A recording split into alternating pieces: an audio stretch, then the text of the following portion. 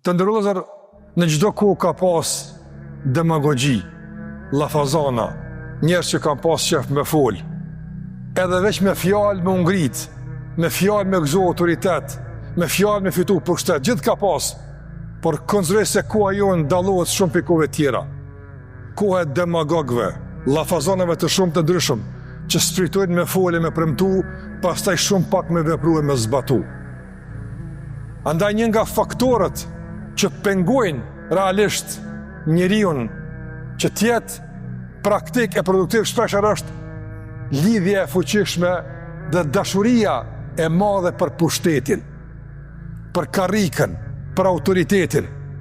Nga se nga njëherë të ndërlozër ka mundësi me të kushtu veprimi të caktuar, reagimi të caktuar, me të kushtu me karrikë, me të kushtu me autoritet, me të kushtu me pushtet. Ka njerëz që nuk janë gatshëm këtë me e pagu. Prandaj kalojnë në lajka politike, në premtime të caktuara, fjalë boshe për të ruajtur autoritetin e për të zbrazë dhe për të dobësuar produktivitetin. Në çfarë do lloj niveli është kjo? Nga më i larti e deri më i ulti. Në gjitha nivelet, ku do që njeriu gëzon një autoritet, gëzon një ndikim, shpeshherë ky ndikim bëhet qëllim dhe tenton me rrit me keq çka ka, pavarësisht pastaj a dobësohet produktiviteti, a zhgënjet masa, a tradhtohen premtimet, nuk është e rëndësishme pastaj kjo. Ndërsa pejgamberi sallallahu alaihi wasallam të ndërlozër, atë që u premton të njerëzve nuk është e premtimi i tij, u premton të veç Allahu çka ju ka premtu. Ndërsa ai nuk jep të shumë premtime personale, për shkak se premtimi është fjalë e madhe, premtimi është barre e madhe. Kështu që njeriu para se me fol fjalën duhet më mat sa është e zbatueshme, sa është e mundshme.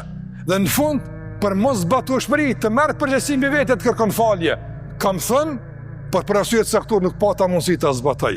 E kështu me radhë, mirë po që demagogjia të shndrohet diçka të natyrshme, llafaznia të shndrohet diçka normale, konsideroj se është një tregues i dëmshëm për shoqërinë dhe të ardhmen e saj. Besimtari nuk premton, vepron, e premtimi i tij më i madh është vepra e tij, puna e tij. Premtimi i tij më i madh është sinqeriteti i tij dhe përkushtimi i tij, shumë më tepër se sa fjalët dhe ato që ai i nxjerr nga goja e tij për t'ia u drejtuar njerëzve të tjerë.